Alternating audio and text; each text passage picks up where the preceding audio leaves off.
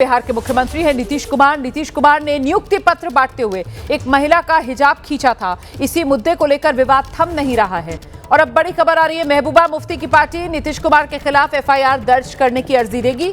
महबूबा मुफ्ती की बेटी इल्तिजा मुफ्ती खुद थोड़ी देर में श्रीनगर के थाने जाएंगी और नीतीश कुमार के खिलाफ अर्जी देंगी। इसके अलावा मुस्लिम संगठनों के साथ साथ एआईएमआईएम की तरफ से भी नीतीश कुमार के खिलाफ प्रदर्शन का आह्वान किया गया है। माफी की मांग नीतीश कुमार से की जा रही है। ये वो तस्वीर है जिसको लेकर विवाद है। सीधे आपको लेकर चलेंगे। हमारे साथ हमारे सहयोगी आसिफ कुरैशी इस वक्त मौजूद है और जरा आसिफ से जानते हैं। आसिफ, दोपहर के 12 बज चुके हैं और ऐसे में पीडीपी महबूबा मुफ्ती की पार्टी की तरफ से उनकी बेटी इल्तिजा मुफ्ती को पहुंचना था श्रीनगर के थाने में नीतीश कुमार के खिलाफ शिकायत लेकर। अपडेट क्या है? रोमाना, देखिए, हम इस समय कोठीबाग पुलिस स्टेशन के बिल्कुल बाहर हैं जो लाल चौक स्थित है और यहाँ पे देख सकते हैं कि बड़ी संख्या में जो पुलिसकर्मी है वो यहाँ पे तैनात हैं और इस बात का इंतजार कर रहे हैं कि कब महबूबा मुफ्ती की बेटी इल्तिजा मुफ्ती यहाँ पे पहुंचेगी और इसी पुलिस थाने में एफआईआर दर्ज करेगी। लेकिन अब से थोड़ी देर पहले जो पीडीपी के सूत्रों की तरफ से ये हमें बोला गया कि हो सकता है कि इल्तिजा मुफ्ती अपने पार्टी हेडक्वार्टर जो तकरीबन 500 या 600 मीटर की दूरी पर है इस पुलिस स्टेशन से, वहां से पैदल चल के भी आ सकती है यहाँ पे थाने में अपने पार्टी कार्यकर्ताओं के साथ। और इसको एक बड़ा मुद्दा बनाने की क्योंकि कोशिश पीडीपी की तरफ से हो रही है, तो हो सकता है कि इल्तिजा मुफ्ती अपनी गाड़ी में ना आते हुए पैदल ही अपने ऑफिस से चल के थाने तक आ जाए। लेकिन यहाँ पे तैयारी बिल्कुल है। पुलिस के अधिकारी भी यहाँ पे पहुंचे हैं, थाने के प्रभारी हैं, थाने के यहाँ के जो एसपी है वो भी पहुंचे हुए हैं और इंतजार कर रहे हैं कि कब इल्तिजा मुफ्ती यहाँ पे आए, क्योंकि पीडीपी ने पहले ही घोषणा कर दी है कि वो इस मामले में एफआईआर दर्ज करेगी और खुद इल्तिजा मुफ्ती आएगी। लेकिन कुल मिला के अगर इस मामले में देखें, क्योंकि आज फ्राइडे है, जुमे का दिन है और जुमे की नमाज के बाद आशंका ये है कि हो सकता है कि जुमे की नमाज के बाद श्रीनगर के पुराने शहर जिसमें जामे मस्जिद खास तौर पर है, हो सकता है कि इस मामले पर विरोध हो, क्योंकि जो पर्दे का मामला है काफी ज्यादा संवेदनशील है और जिस तरीके से इस मामले में एक महिला की अस्मिता की बात हो रही है कि एक महिला की इज्जत पे हाथ डाला गया, ऐसा मामला है दर्ज कराने की कोशिश हो रही, तो हो सकता है कि तनाव पूरे शहर में भी हो। लेकिन पुलिस का बंदोबस्त है और अभी हम भी इंतजार कर रहे हैं कि कब इल्तिजा मुफ्ती यहाँ पे आए। और चलिए, आप रहिए हमारे साथ, नजर बनाकर रखिए। जैसे कोई हलचल होगी वहां पर मैं दोबारा आपका रुख करूंगी। आसिफ कुरैशी, देखिए, बिहार के मुख्यमंत्री नीतीश कुमार और नीतीश कुमार ने एक कार्यक्रम में नियुक्ति पत्र देने के दौरान महिला के चेहरे से हिजाब हटाया। इसी मामले को लेकर सियासी बयानबाजी भी तेज हो गई है। केंद्रीय मंत्री गिरिराज सिंह ने नीतीश कुमार का समर्थन कर दिया है। वो कह रहे हैं नीतीश ने तो कोई गलत काम नहीं किया और साथ ही महिला के सरकारी नौकरी लेने से इनकार करने को लेकर कड़ी प्रतिक्रिया गिरिराज सिंह की तरफ से दी गई है। हिजाब विवाद पर गिरिराज सिंह का बयान, नीतीश कुमार ने कुछ भी गलत नहीं किया। महिला के नौकरी से इनकार की खबर पर बोले गिरिराज, नौकरी ठुकराए या जहन्नुम में जाए, ये गिरिराज कह रहे हैं, केंद्रीय मंत्री।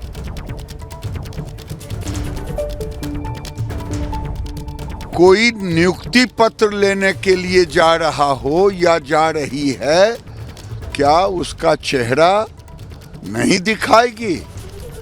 ये कौन सा, ये कोई इस्लामिक देश है? नीतीश कुमार जी ने एक गार्जियन की हैसियत से, आप पासपोर्ट लेने जाती हो तो दिखाती हो कि नहीं? आप एयरपोर्ट पर जाते हैं तो दिखाते हैं कि नहीं?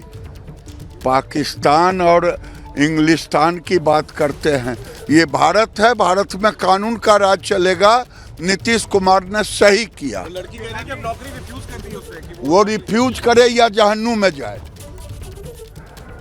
देखिए, सियासत अपनी जगह है, चेहरा दिखाया जाए ना दिखाया जाए इसको लेकर लंबी बहसें हो सकती हैं, तर्क कुतर्क किए जा सकते हैं, लेकिन सवाल ये कि इस पूरे मामले में महिला के सम्मान और महिला की गरिमा की बात किसी को नजर क्यों नहीं आ रही है। ये वो देश है जहां पर एनसीआरबी का आंकड़ा जो पिछला लेटेस्ट था उसके हिसाब से इसी देश में एक दिन में, मतलब 24 घंटे में 86 रेप होते हैं। और ऐसे में जब बात यहां महिला की सम्मान की आती है कि कोई पुरुष कैसे किसी महिला के कपड़े को खींच सकता है उसको लेकर सब चुप्पी साध लेते हैं और कहीं ना कहीं मामले को धार्मिक रंग देने की कोशिश की जा रही है। महिला अस्मिता, महिला सम्मान का मुद्दा पीछे छूट रहा है, मामला हिजाब के इर्द गिर्द आकर सिमट रहा है और इस हिजाब को लेकर हर कोई अपनी राजनीति चमका रहा है। यह अफसोसनाक बात है उस देश के लिए जहां हर घंटे कम से कम 2 से 3 रेप हो रहे हैं। खैर, मैं आगे बढ़ती हूं, इसी सियासत को लेकर मैं आप तक जानकारियां पहुंचा रही हूं। नीतीश कुमार की पार्टी कह रही है कि इसे महिला अपमान के मुद्दे से नहीं जोड़ना चाहिए।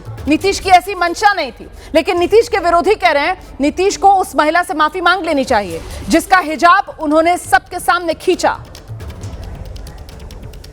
नीतीश कुमार जी अगर बीमार हैं तो अपना इलाज कराएं, और अगर उन्होंने जानबूझ के ये हरकत की है तो उसकी लड़की के घर जाएं और उस लड़की के जाके पांव पकड़ के माफ़ी मांगे। एक मुख्यमंत्री को ये किसने हक दे दिया कि वो लड़कियों के नकाब को उलट देगा? आपकी क्या मजबूरी थी? आपको सिर्फ उसको अपॉइंटमेंट लेटर देना था। आपने कैसे जुर्रत की इस बात की कि आपने उस लड़की के चेहरे से नकाब उतारने की कोशिश की और उसकी बेइज्जती की? जो नीतीश कुमार ने ये घटना को अंजाम दिया है उसी से हमें बेपनाह अफसोस था और पूरा देश को झकझोर देने वाली ये घटना थी। हमारी मांग थी कि उनको माफ़ी मांगनी चाहिए पूरे देश से जो घटना को अंजाम दिया है। जिस तरह से हमारी बहन की इज्जत को उछाला है, नीलाम किया है, उसके दिल पर जो चोट पहुंची है कि उन्होंने ज्वाइन करने से मना कर दिया। उसके बाद में ऐसे लोग जो इसमें मंत्री रहते हुए केंद्र सरकार के अंदर और ऐसी अनाप शनाप बयान दे रहे हैं, उनको एक मत होकर करके कार्रवाई के लिए या माफ़ी की मांग करनी चाहिए थी और उनका पक्ष ले रहा है और कह रहे हैं कि जहन्नुम में जाना चाहिए। अरे इन लोगों का असली चेहरा सामने आ रहा है और मैं तो अफसोस करता हूँ कि ऐसे लोग हमारे देश के मंत्री हैं। सिर्फ औरत पे भी इस तरह हाथ उठाना या उनके कपड़ों को छेड़ना, ये कहां पे सही है? क्या आप ये करते? नहीं, मैं कभी ये नहीं करता। उसके बाद किसी मुसलमान औरत के हिजाब को इस तरह उतारना, यहां तक कि मैं आज पढ़ रहा था कि वो लेडी डॉक्टर जो है अब अपना ऑर्डर लेना ही नहीं चाहती। वो कहती है वो सर्विस ज्वाइन ही नहीं करेगी। कहीं ना कहीं तो एक तो नीतीश जी को अपनी गलती का एहसास होना चाहिए, फिर उस डॉक्टर को बुला के उससे माफी मांगनी चाहिए। दरअसल आपका चैनल एबीपी न्यूज उस महिला डॉक्टर नुसरत परवीन के कॉलेज भी पहुंचा जहां से वो अपनी पढ़ाई पूरी कर रही है। नुसरत की सीनियर है सकीना, उसका कहना है कि नुसरत हमेशा हिजाब में रहती है। देखिए, हम राजकीय तिब्बी कॉलेज एवं अस्पताल में मौजूद है। नुसरत जो परवीन है वो पीजी फर्स्ट ईयर में है, उनकी सीनियर हमारे साथ है। क्या नाम है आपका? मेरा नाम डॉक्टर सकीना बानो है। मैं पीजी स्कॉलर फाइनल ईयर की स्टूडेंट हूँ। और जैसा कि नुसरत मेरी जूनियर थी और इतना तो मतलब कांटेक्ट नहीं था, लेकिन हम जब भी मिलते थे तो बहुत अच्छे अखलाक के साथ, बहुत अच्छा नेचर था, अच्छे से कोऑपरेट भी करती थी, अच्छे से मिलती जुलती थी, पढ़ने में बहुत अच्छी थी। पीजी में भी उनका हुआ और उसके बाद अब जॉब में भी हो गया था, तो बहुत अच्छी थी। अच्छा सकीना जी, हमेशा हिजाब में ही आती थी? हाँ, हमेशा उनको हिजाब में ही देखा था मैंने। फेस मैंने भी नहीं देखा क्योंकि मेरे बैच में तो थी नहीं, मैं सीनियर थी, तो जब भी बाहर मिलते थे या ओपीडी में मिलते थे तो उनको हमेशा मैं हिजाब में ही देखती थी। अच्छा, जिस तरह से पूरा मामला सामने आया उसके बाद क्या आपकी उनसे कोई बातचीत हुई? क्या बहुत घबराई हुई थी? नहीं, उसके बाद तो मेरा कांटेक्ट नहीं हुआ उनसे और कोई बातचीत नहीं हुई। जो भी हमने भी देखा बस मीडिया पे ही देखा, बाकी उनसे कोई कांटेक्ट नहीं हुआ मेरा। दरअसल ये जो नुसरत परवीन है ये पटना के तिब्बी कॉलेज की छात्रा है। उसके प्रिंसिपल ने नीतीश कुमार का समर्थन किया है और कहा कि मुख्यमंत्री की मंशा गलत नहीं थी। प्रिंसिपल ने नुसरत से अपील भी की है कि वो कॉलेज आएं, पढ़ाई पूरी करें, नौकरी ज्वाइन करें। नुसरत परवीन कौन है हम बता दें। आज से कुछ दिन पहले पटना में आयुष चिकित्सकों को जो है नियुक्ति पत्र दिया जा रहा था। उसी दौरान सीएम नीतीश ने जो है उनका जो है वो हिजाब खींचने की कोशिश की। उसके बाद से मामला जो है लगातार तूल पकड़ रहा है। इस वक्त हम उनके कॉलेज में मौजूद हैं। उनके प्रिंसिपल हमारे साथ हैं। क्या सर आपका? मेरा नाम महफूजुर रहमान हुआ और मैं गवर्नमेंट तिब्बी कॉलेज अस्पताल का जो है प्रिंसिपल हूँ। और हमारे यहाँ ही नुसरत परवीन जो है पीजी की छात्रा है।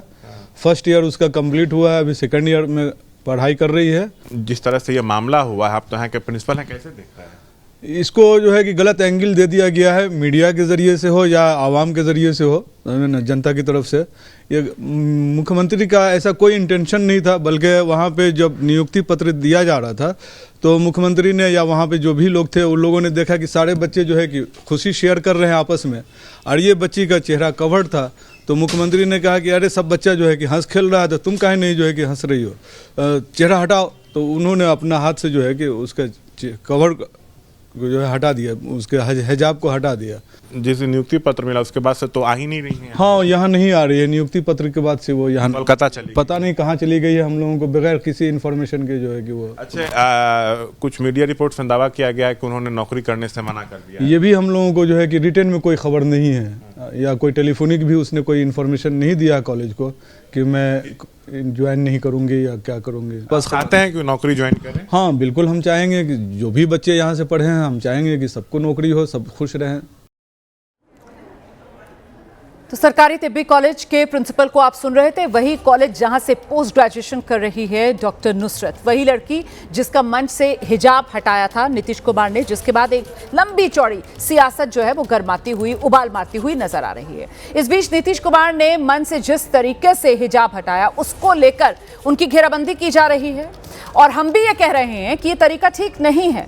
लेकिन चेहरा ढकने और पर्दा प्रथा का विरोध तो होना चाहिए। कट्टर मुस्लिम देशों में भी हिजाब को लेकर बदलाव की आवाज उठ चुकी है। दुनिया के कई देशों में हिजाब से चेहरा ढकने पर भी रोक है, और वो कौन कौन से देश है जहां पर हिजाब से चेहरा ढकने पर रोक है? फ्रांस पहला यूरोपीय देश जहां सार्वजनिक जगहों पर हिजाब से चेहरा नहीं ढक सकते। सार्वजनिक जगहों पर हिजाब की रोक पर कानून बेल्जियम में साल 2011 से लागू है। नीदरलैंड्स की अगर बात की जाए तो सार्वजनिक जगहों पर हिजाब आप नहीं पहनकर जा सकते। ऑस्ट्रिया में भी साल 2017 से स्कूलों, अदालतों में हिजाब पर रोक है। नॉर्वे में साल 2018 से शिक्षण संस्थानों में हिजाब से चेहरा ढकने पर रोक है। रूस, स्पेन के भी कुछ शहरों में हिजाब से चेहरा ढकने के खिलाफ कानून है।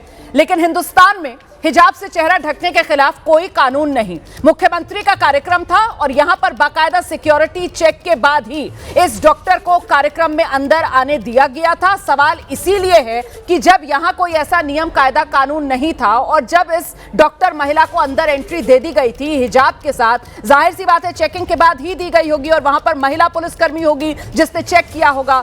तो आखिरकार मुख्यमंत्री ने यह हरकत क्यों की? इसको लेकर अलग अलग प्रतिक्रियाएं जो आ रही हैं उससे सिर्फ और सिर्फ अपनी राजनीति साधने की कोशिश ही होती हुई नजर आ रही है। लेकिन वो महिला सम्मान, वो लड़ाई पीछे छूटती हुई कहीं दिख रही है। महिला की मर्जी, उसको लेकर कोई बात नहीं करना चाहता है।